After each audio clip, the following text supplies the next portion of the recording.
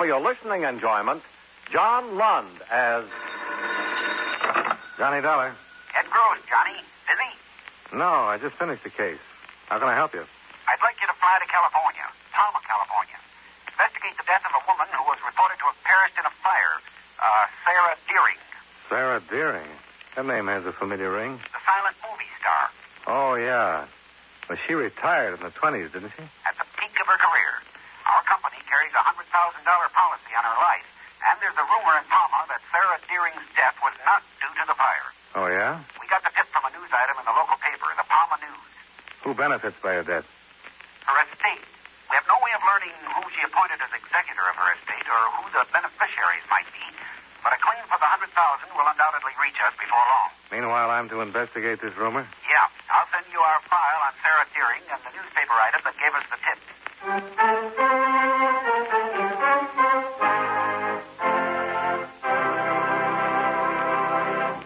You know, many great men have attained the highest office in our land, the presidency of the United States. Can you guess the name of this man? During his 50 years of public service, he held almost every office the public could give him. He was born in Virginia in 1758. And at the age of 18, when he left college to enter the Army, his cabinet boasted the names of such distinguished Americans as John Quincy Adams and John C. Calhoun.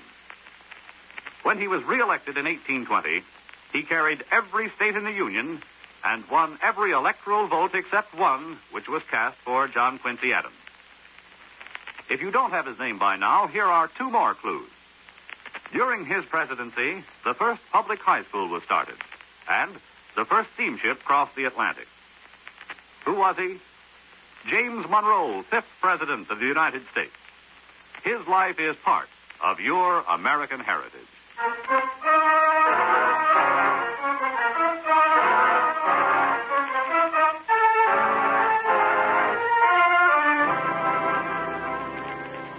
Expense account submitted by Special Investigator Johnny Dollar to Home Office Federal Life Insurance Company, Hartford, Connecticut.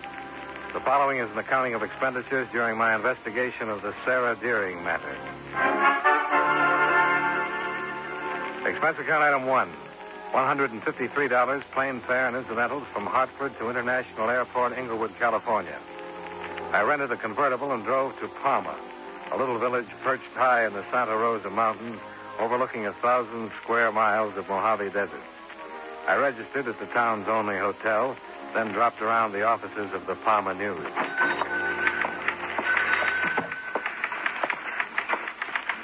Oh, hello. Can I help you? I'm looking for the editor, Lacey. M. Lacey. I'm Lacey, Maggie Lacey. The editor? The editor. You're kidding. I wish you salesmen would think of a new approach. I'm just a little weary excusing the fact that I'm not a grizzled old character who drinks ink in his coffee. Miss Lacey. And I've got all the printing supplies I need. I'm sorry. Perhaps the next time you pass through. I'm here to talk about a news item, Miss Lacey. Which item? This one.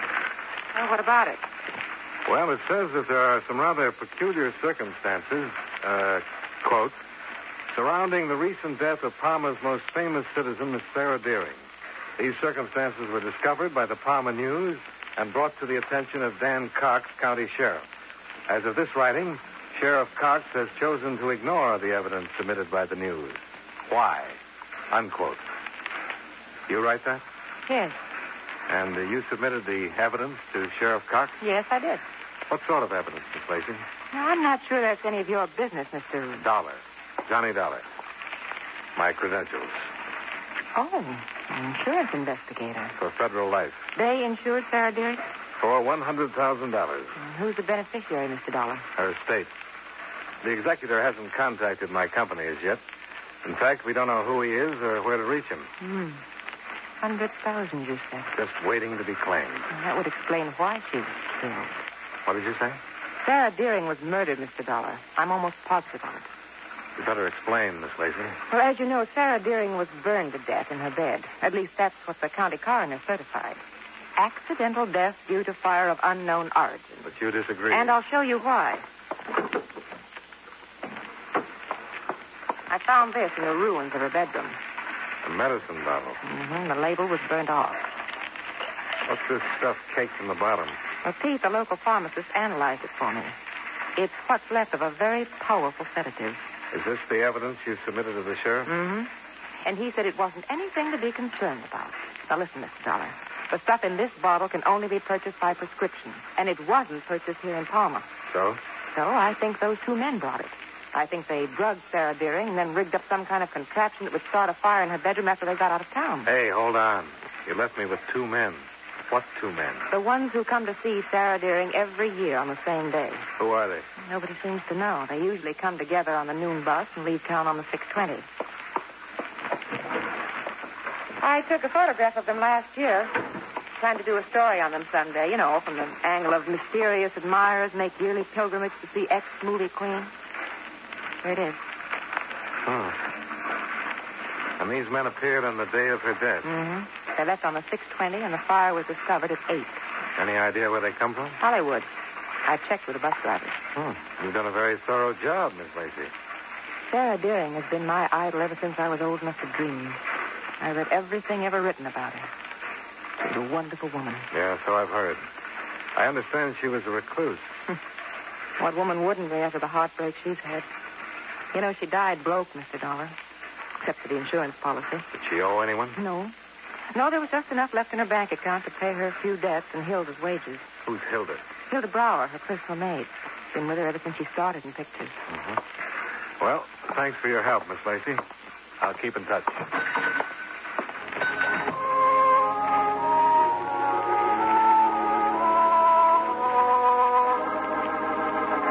I found County Sheriff Dan Cox seated behind a well-ordered desk in his well-ordered office. He listened carefully while I explained the purpose of my call. And when I finished, he wagged his massive shock of silver-white hair. Oh, Mr. Dollar, I'm afraid your company has been misled by an overzealous newspaper woman. Sara Deering's death was accidental. What about the sedatives found in her room, Sheriff? Maggie Lacey claims they were prescription drugs not purchased here in Palma. Then Miss Deering must have purchased them elsewhere. A recluse who hadn't been off her estate for 20 years? Hilda Brower, her maid, went lots of places for Miss Deering. Mm-hmm. How about the two men who called on her the day of her death? Old friends, Mr. Dollar, came to see Miss Deering every year on her birthday. You know them, Sheriff? Yes. You care to give me their names? I would care, Mr. Dollar. They were friends of a very fine lady. I know she wouldn't want them to be annoyed because of some foolish rumors about her death. You seem very certain that it was accidental. It couldn't have been anything else. Sara Deering didn't have an enemy in the world. I get the impression that you knew her rather well. We were close friends, Mr. Dollar. I see. Sheriff, did you consider the possibility of suicide? Impossible. A woman who enjoyed living as much as she did doesn't take her own life. Yet she shut herself away from the world. And why not? Her fame had brought her most of what the world had to offer. She preferred solitude. Was she in good health, Sheriff? Sara Deering was always in delicate health, though she'd never admit it, especially to herself. I see. Was there an autopsy? The county coroner felt the circumstances didn't warrant an autopsy. And you agreed? Naturally, Mr. Dollar. I happen to be sheriff and county coroner.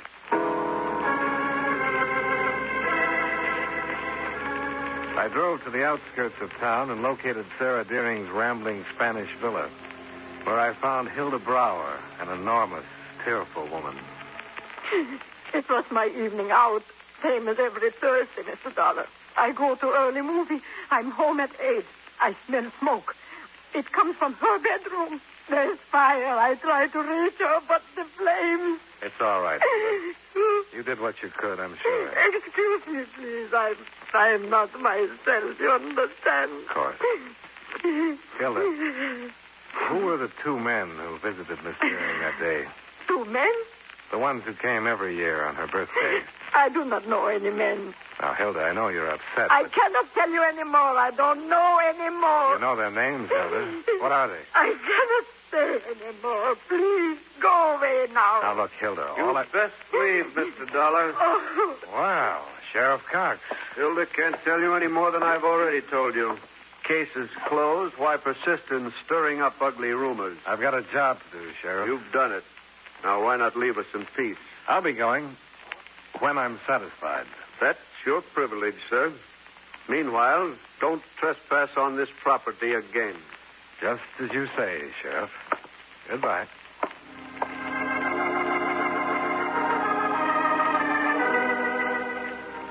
Sheriff Cox didn't bother to see me out, so I had a chance to pause in Sarah Deering's living room and study some photographs which had caught my eye earlier.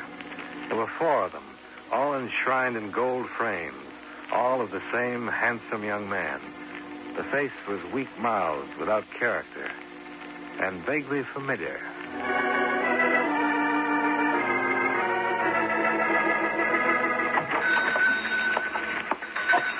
Oh, Mr. Dollar. Back so soon? Any luck? I don't know yet, Miss Lacey.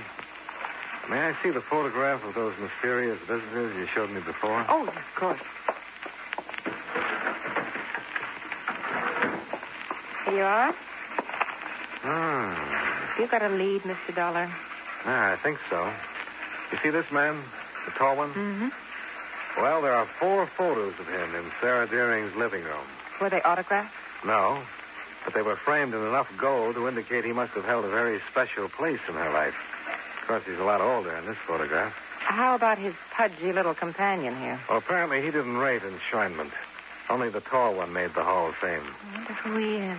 Miss Lacey, are you absolutely positive these 2 men visited Sarah Deering the day she died? Oh, yes, absolutely. Thanks. I'll borrow this photo if you don't mind. Be back tomorrow. Mr. Dollar, Johnny, wait. Yeah? Where are you going in such a lather?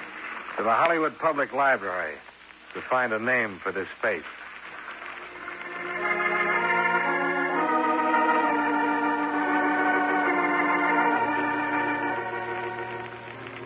If you think the person in this photograph was an actor, Mr. Dollar, his picture and name will undoubtedly be cataloged in the Players Directory or prior to 1937, the Standard Casting Directory. Well, fine. However, unless you know approximately when he was active, you may be in for a very long search.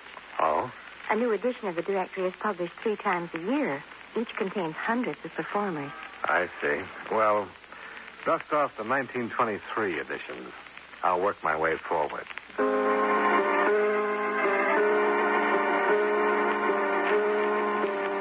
4 hours and what seemed to be 400,000 faces later, I found my man in a 1928 edition of the Standard Casting Directory. He was Neville Thomas, represented by an agent named Mattie Freeman. A phone call to the Artist Managers Guild disclosed that Freeman had gone out of business 10 years ago. He was now owner of Mattie's Steakhouse, an expensive eatery on La Cienega Boulevard, Hollywood's Restaurant Row. At the bar, I was about to relieve my parched throat when who should approach but the pudgy little man in the photo Maggie Lacey had loaned me. Oh, I'm Mattie Freeman. Headwater said you want to see me. Yeah, that's right. I didn't catch your name, Mr. Dollar. Johnny Dollar. Insurance investigator. What can I do for you? Well, I was looking for an actor you used to represent, Neville Thomas. But you'll do fine. For now. I don't understand. This photo give you a hint? Neville and me. Taken in Palma last year. What'd you get this? That's not what I'm here to talk about, Mr. Freeman. Okay, so you've got a photograph. And a witness who saw you and Neville Thomas in Palma a few hours before Sarah Deering died. I don't know what you're talking about, Mr. Dollar, and if you'll excuse... Just a minute. What is it? You mean to say that you've never heard of Sarah Deering? It was my privilege to be in the business when Sarah Deering was making motion picture history. Well, feeling the way you do, it seems to me you'd be willing to cooperate. How? Explain what you were doing in Palma the day Sarah Deering died. Why should I explain anything to you? I just thought maybe you'd like to clear yourself. What? Suspicion of Sarah Deering's murder? I'm having a pipe dream, Dollar. Sarah Deering died on a fire. Okay. Then let's move on to Neville Thomas. Where can I find him? I wouldn't know. All right. Have it your way. I'll find Neville Thomas with or without your help. My company can usually get police cooperation. I'll see you, Mr. Freeman. 1 second, Dollar. Yeah? Just what does police cooperation imply? Oh, a statewide alarm for Neville Thomas? Wanted for questioning in connection with the death of Sarah Deering? The sheriff at Palma certified the death was accidental. The matter's closed. Any matter of murder can always be reopened. It'll be messy, lots of newspaper publicity, but I'm going to find Thomas. See you around. Wait, Dollar. Yeah? Neville Thomas is in my office.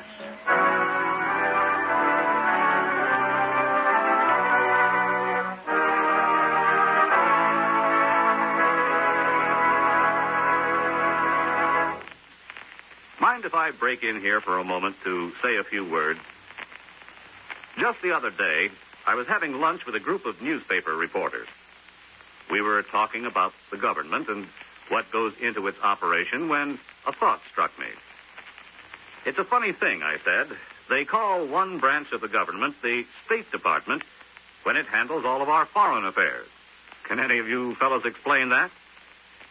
Well, one of the reporters who writes political news piped up and said, actually, the State Department does more than handle foreign affairs. It also publishes all of the laws that have been passed by Congress and issues all the passports and visas for anyone traveling outside the United States. Well, just then the waitress brought us our coffee, and she entered the conversation. Don't forget, she said, if you're ever on a quiz show, you can maybe win a trip to the moon by telling them that the State Department has the job of making sure the Great Seal of the United States doesn't get lost. And it acts sort of like a governmental Emily Post, too. Well, while she was making out our checks, she added this bit of information. Did you ever hear of the Division of Protocol? That's part of the State Department, too. It's the outfit that makes sure foreign diplomats who visit America get introduced the way they should and get seated in the right places at official dinners and things like that. Well, after she gave us all that information, we tipped her and went back to work. And now I think it's time we got back to our program.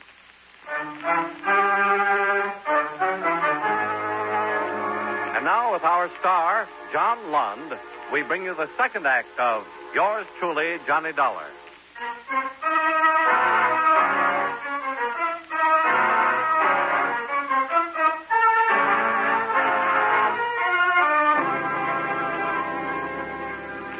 Matty Freeman led me back to his office with all the grudging grace of a kid surrendering a stolen apple. The man he introduced as Neville Thomas was still handsome, but branded with a bitter, down-at-the-mouth expression. You ask me if I knew Sarah Deering. Why, I was her leading man in 5 pictures, Mr. Dollar. She was a vixen, temperamental, the most exasperating woman in the world. But she had a great gift, Neville. A gift for stealing scenes, yes. When did you last see her, Mr. Thomas? Yes? All right. Excuse me, I'm wanted outside. I know you'll cooperate with Mr. Dollar, Neville. Don't worry, Matty. My ex-agent stole me blind when I was on the top of the heap. I drop around here once in a while to admire the house my money built. Let's get back to Sarah Deering. If you insist. When did you see her last? Not since our last picture. Oh, that's not true. No? You saw her the day she died. I'm afraid you're mistaken, Mr. Dollar. You were positively identified. By whom? By someone who's seen you in Palma every year on Sarah Deering's birthday. Fantastic. Take a look at this photograph. Care to reconsider your answer? Only to this extent, Mr. Dollar. I'll admit I did visit Sarah Deering occasionally, as seldom as possible, and only after she besieged me with letters and phone calls. You see, Sarah was in love with me. Had been for many years. Oh. And you? I'm afraid I didn't share Matty's adoration for her, Mr. Dollar. Pity is the nicest word to express my feeling for Sarah. I see. What do you know about the real cause of her death? I read that she died in a fire. Has there been some further development? You were seen leaving her home less than 2 hours before the fire was discovered. Impossible. I can prove I was here in Hollywood at the apartment of a friend. Who? Matty Freeman. Well, it didn't take a mental colossus to deduce that Thomas and his ex-agent had rehearsed their alibi before I ever set foot in the steakhouse. The clincher, if I needed one, came as I pulled out of the parking lot. I spotted Matty talking to someone in a parked sedan. The someone obliged by striking a match to his cigar, which revealed that it was Sheriff Dan Cox.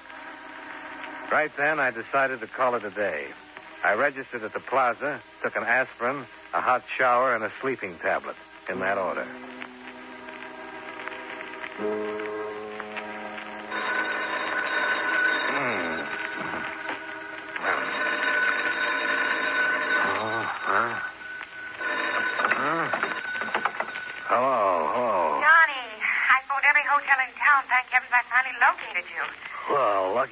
lucky you, whoever you are. Maggie Lacey, Johnny. I've got to see you right away. Who's the Maggie? It's 2:00 in the morning. I'll drive down first thing tomorrow. I'm not phoning from Palma, Johnny. I'm here in Hollywood. I'll be in the Plaza lobby in 5 minutes. Hello, Maggie.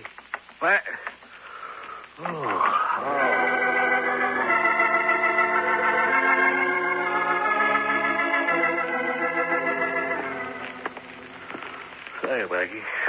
Johnny. Oh, you look awful. Well, I told you. I took a sleeping tablet. Oh, it's a blockbuster. Oh, my eyelids feel like lead sash weights. Come here. Let's sit down over here. Okay. Better, Maggie. Ooh, legs slappy. Well, when I missed you at the library, I decided to do a little research on Sara Deering. Well, good for you. Well, they have a wonderful Sara Deering scrapbook with all her news photos and clippings. I borrowed this. Hey, do these agonized eyes deceive me, or the people in this photo? Read the caption, Johnny. Relaxing with Miss Sara Deering beside her Hollywood swimming pool are the 4 lucky people to whom the motion picture star will someday leave her multi-million-dollar estate. They are, left to right, Miss Hilda Brower, her personal maid, Mr. Matty Freeman, her agent, Neville Thomas, her current leading man, and Dan Cox, her attorney. Think of it, Johnny. Sheriff Cox, the man who insists her death was accidental, is one of her heirs. Well, I'm not the least surprised. Well, I'll see you in the morning, Maggie. Well, Johnny, wait. Aren't you going to do something? Yeah. I'm going to point you toward the YWCA, then send a wire to my company. Well, wait quietly for an answer.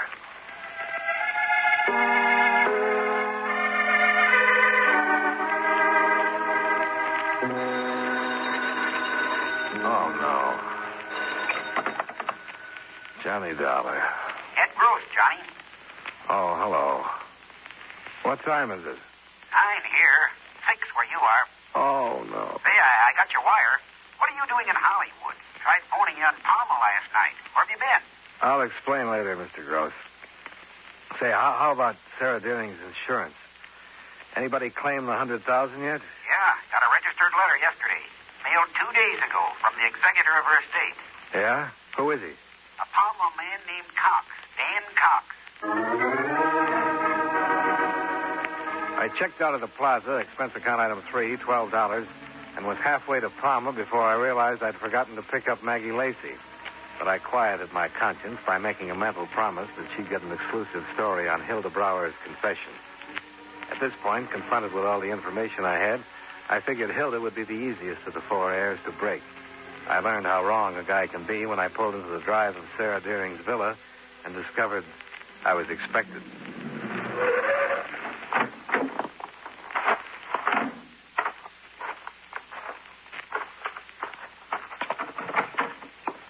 Come in, Mr. Dollar. Well, you do get around, Sheriff. Yes, you too, sir. Fortunately, your moves are fairly predictable. So you're here to see that I don't talk to Hilda again, hmm? Hilda is ill. She can't be disturbed. Let me read you a caption on an old newspaper photo. Relaxing with Miss Sara Deering beside her Hollywood swimming pool are the 4 lucky people to whom the motion picture star will someday leave her multi-million-dollar estate. They are, left to right, Hilda Brower, Matty Freeman... Oh, you need Neville... to go on, Mr. Dollar. I see what you're driving at. You think the 4 of us murdered Miss Deering for her insurance? Well, it's the most logical theory to date, Sheriff. Hmm. Especially since you happen to be the executor of the estate. Mr. Dollar, Sara Deering was not murdered. However, I will admit that she did not die as a result of the fire. Oh? She was dead when the fire was started. Started? Who was the firebug? Hilda. She came home, found Miss Deering dead, an open bottle of sedatives beside the bed. Suicide. That's what Hilda thought. She must have gone out of her head with grief. She told me later that her only thought was to protect Miss Deering's name from the shame of a suicide's death. So she set the fire to destroy the evidence? Yes. And to circumvent the suicide clause in Sara Deering's policy. What's that? Policy is not payable if the insured dies by her own hand, Sheriff. Your tone implies that I was unaware of that fact, Mr. Dollar. I'm not interested one way or the other. My job's finished. I'm reporting death by suicide to my company. You haven't heard the full story, Mr. Dollar. There's more? Sarah Deering was not a suicide. You just said she was. I said Hilda thought she was. Get to the point, Sheriff. After Mattie Freeman and Neville Thomas paid Miss Deering their usual birthday visit, she had another caller. Who? He's down the hall in the study. This way. Because of your skepticism, Mr. Dollar, I had to request the state police to get the man you're going to meet. While the hunt was going on, I knew you'd be tracking down Mattie Freeman and Thomas, that you'd dig into Miss Deering's past, find things which would be misleading. Well, the maneuvering is over now. This gentleman can tell you the real truth about Sarah Deering's death. Mr. Dollar, this is Dr. James Harding. Oh, so you're Dollar, huh? That's right. You've caused a lot of trouble, Dollar. Broke up the first vacation I've had in 10 years. I'm sorry, but there's a matter of $100,000. Please don't interrupt. I've got to be back in Beverly Hills by noon. Got patients waiting. Well, then get to the point, Doctor. All right. I've got a little hideout in the desert. That's where the state police found me. I was on my way there the day Sarah Deering died. I had to pass through Palmer, so I stopped off to see her. Dr. Harding was her physician, Mr. Dollar. And a very old friend. I was about 7 when I drove up. I found her alone. She'd had a sudden attack. She was dying. Dying? Sarah Deering had been dying for years, Mr. Dollar. I won't go into the medical details. Suffice it to say, her courage couldn't hold off the inevitable any longer. As she was feeling fast, in great pain. So you gave her the sedative? Yes. She died quietly. Then Jim came down to my office to report her death. I was out on a call. I didn't want to wait, so I filled out a death certificate, left it with a note on Dan's desk, and then drove on to my desert place. Meanwhile, Hilda returned home from the movies, found Miss Deering dead, and the bottle of sedative Jim had forgotten. The rest you know, Mr. Dollar. Well, it's none of my affair or my company's. But just for the record, why did you report Sarah Deering died as a result of the fire?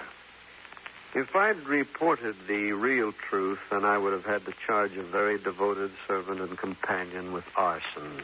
But Hilda did set the fire, Sheriff, and arson is a crime. Mr. Dollar, do you think Hilda committed a crime? Well, legally, yes, but morally, well, as I said, it's none of my affair, is it? Goodbye, gentlemen. Goodbye, Mr. Dollar.